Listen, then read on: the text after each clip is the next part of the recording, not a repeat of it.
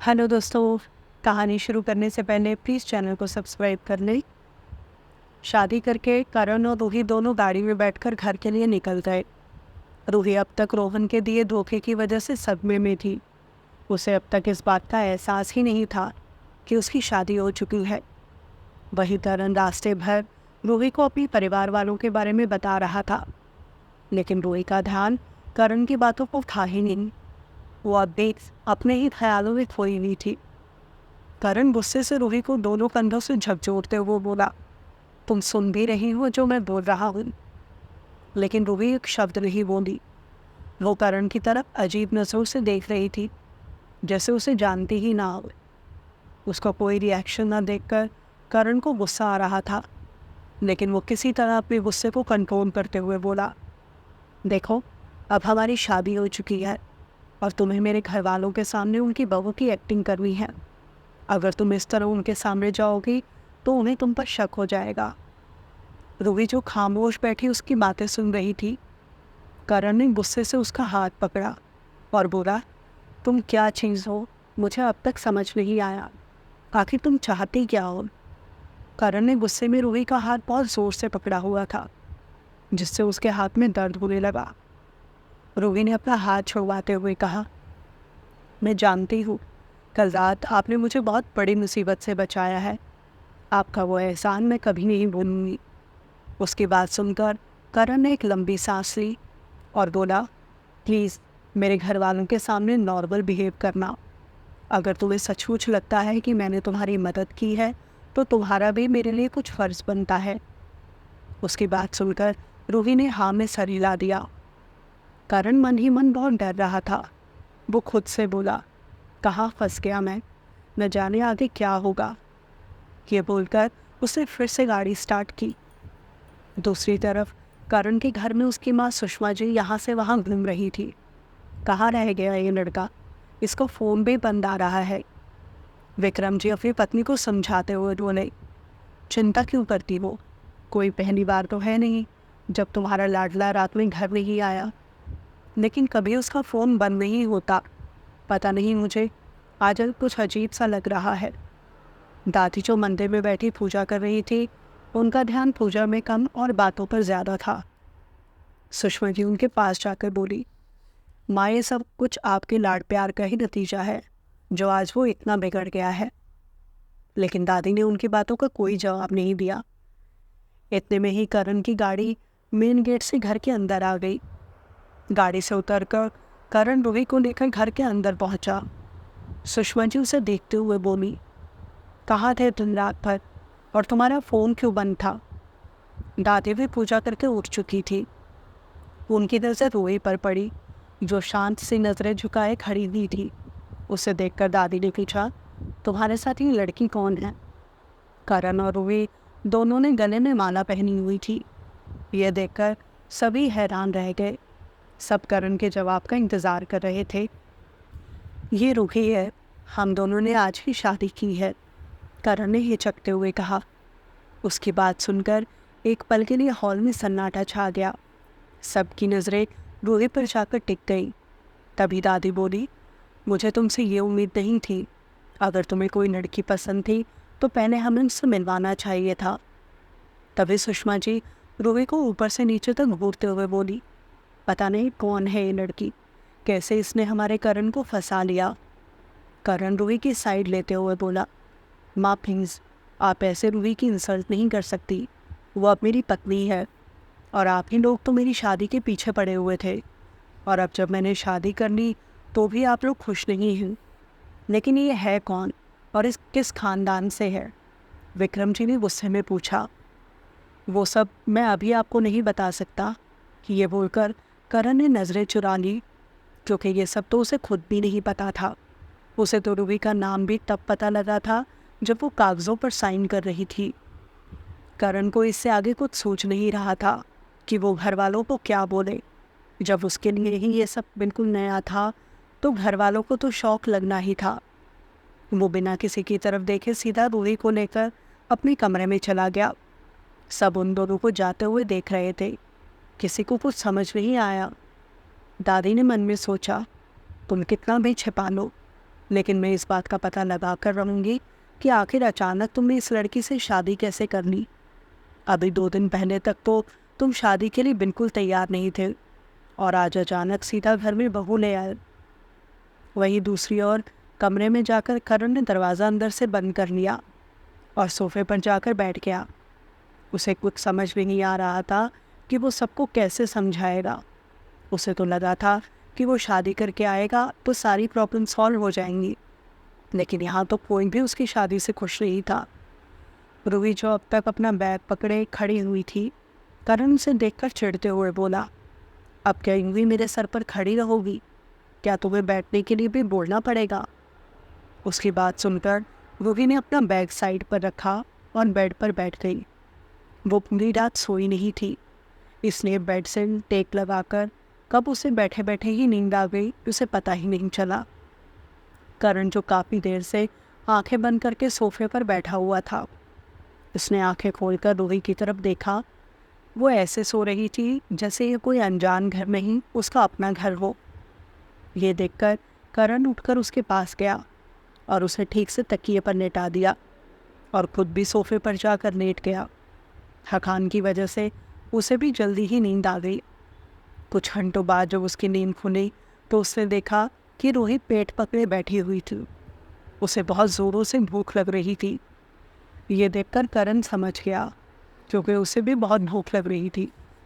मैं खाने के लिए कुछ लेकर आता हूँ, ये बोलकर वो कमरे से बाहर चला गया और कुछ ही देर में खाना लेकर कमरे में आ गया। दोनों ने साथ बैठकर खाना खाया। खाना खाकर करण लैपटॉप पर अपना काम करने लगा और रूही फिर से जाकर बेड पर लेट गई।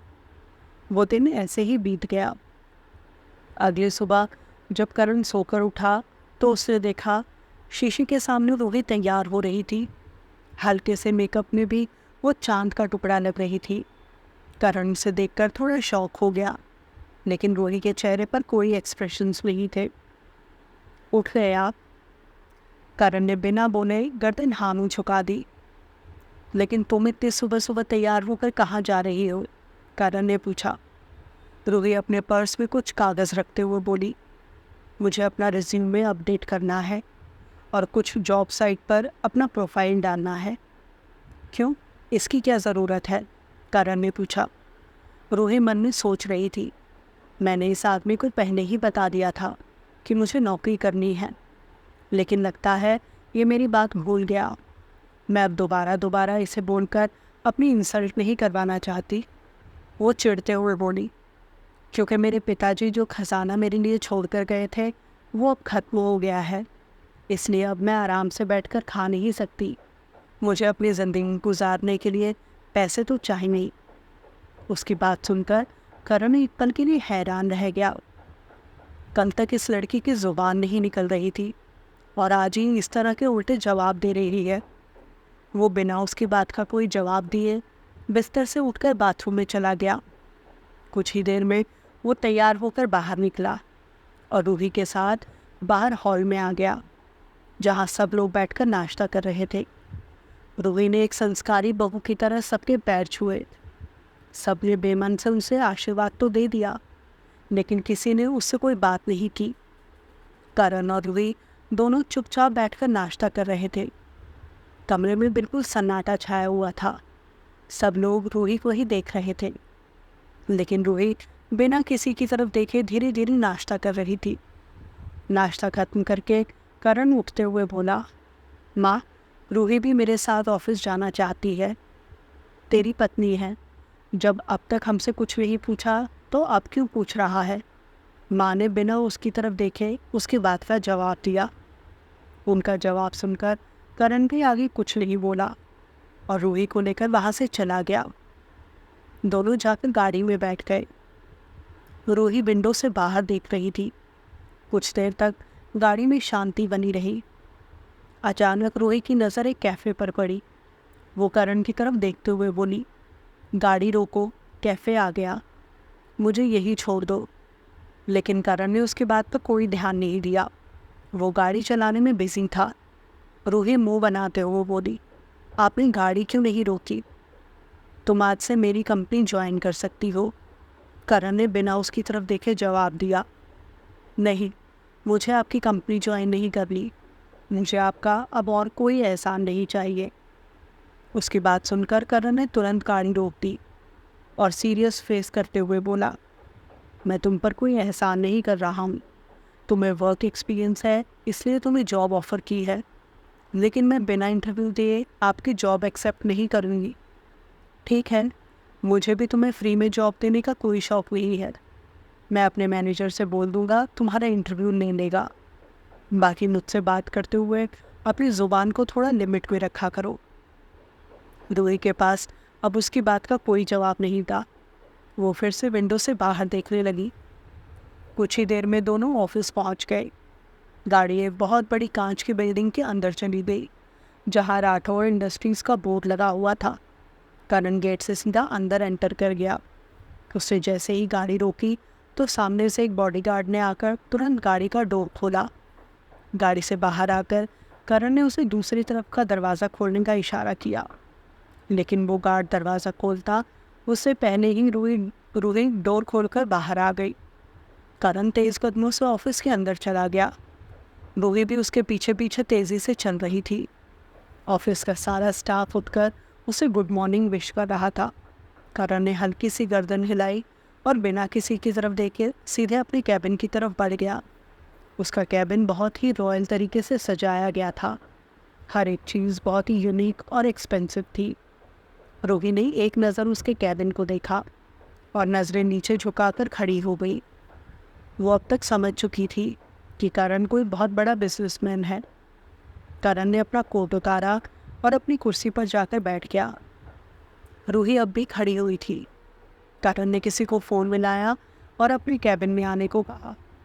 अगले ही पल मैनेजर संजीव कमरे में आ गया।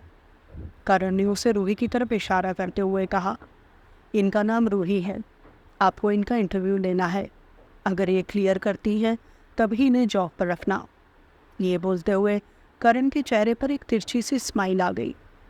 रूही जो इतना बड़ा ऑफिस देखकर अब थोड़ा नर्वस हो रही थी। उसने मुंह बिगाड़ते हुए करण की तरफ देखा और मैनेजर के साथ कैबिन से बाहर चली गई।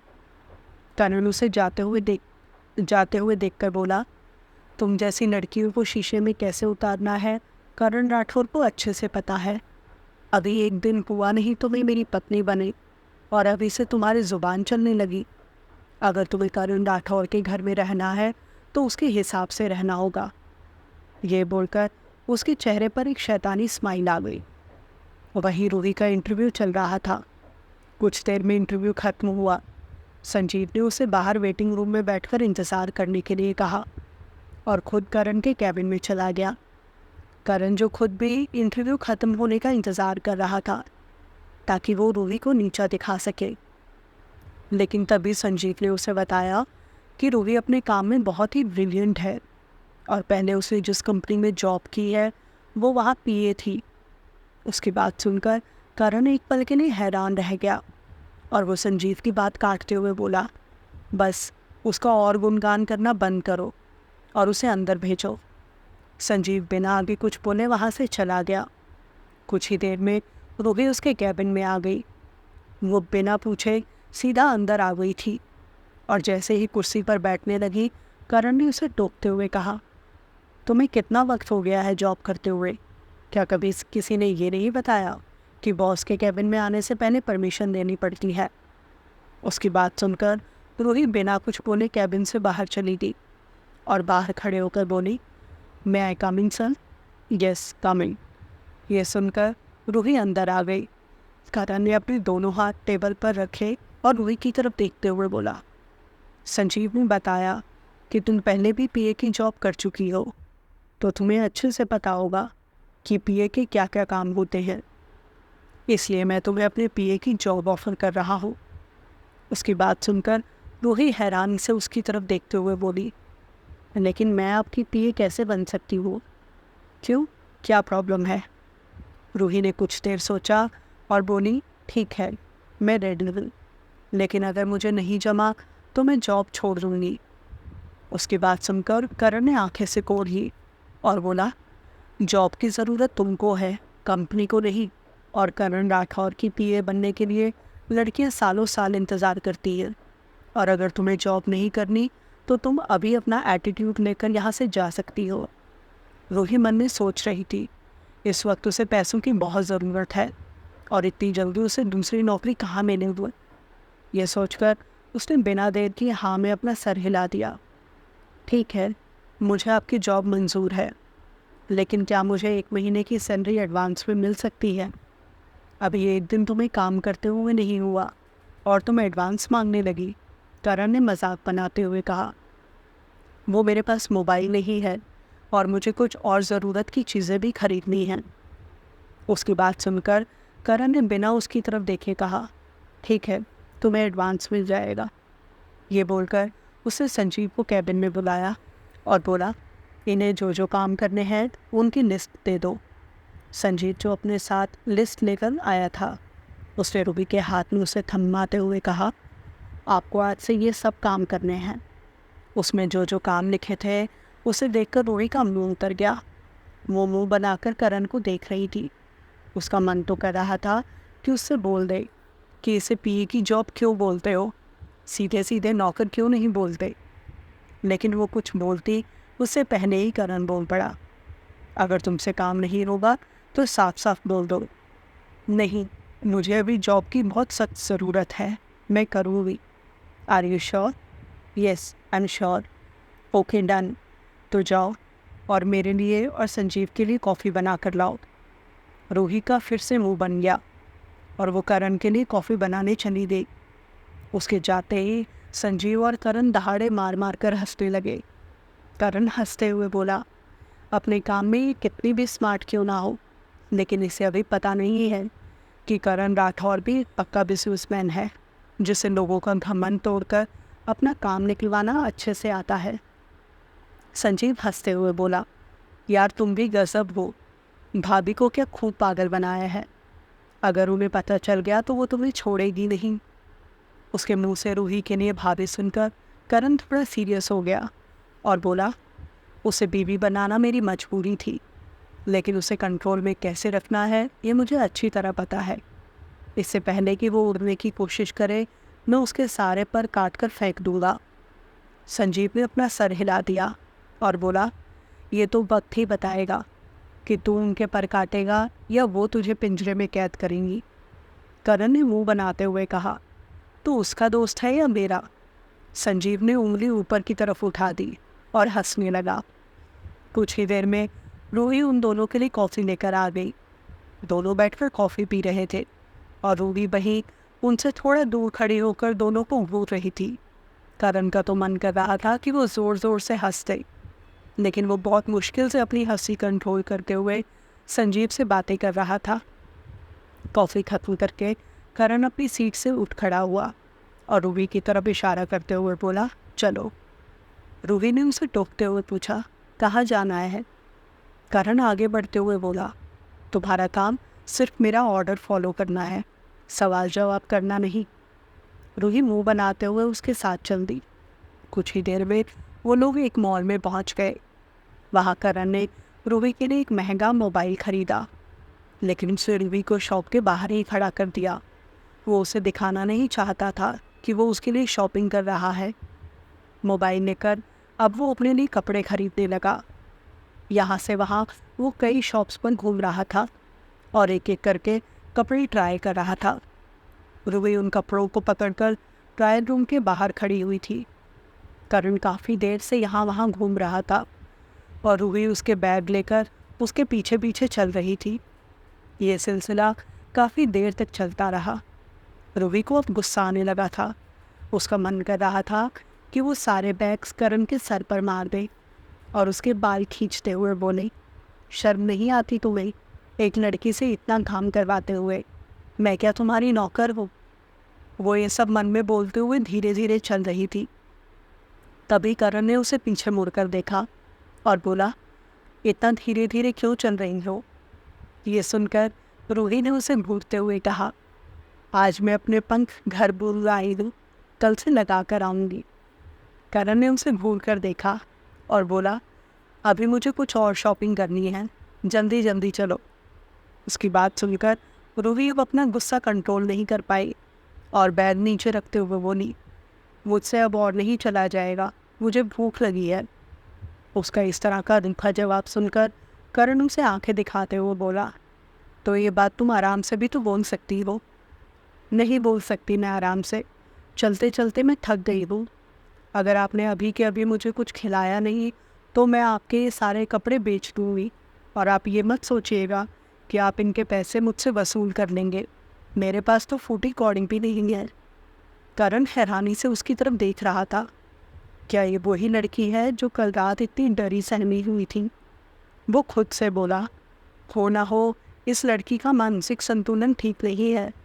अभी भलाई इसी में है कि इसके लिए कुछ खाने को मंगवा दूँ। रूही पैर फैलाए कुर्सी पर बैठी हुई थी। कुछ ही देर में उसके लिए खाना आ गया। रूही जल्दी जल्दी खाना खा रही थी। उसके हाथ पूरे चावलों से भरे हुए थे, तो फिर वो चम्मच की जगह हाथ से खा रही थी। उसे देखकर करण को उल्टी जैसा मन हो रहा था। वो गुस्से से बोला, तुम इंसान हो या जानवर, कैसे खा रही हो? चम्मच से खाओ।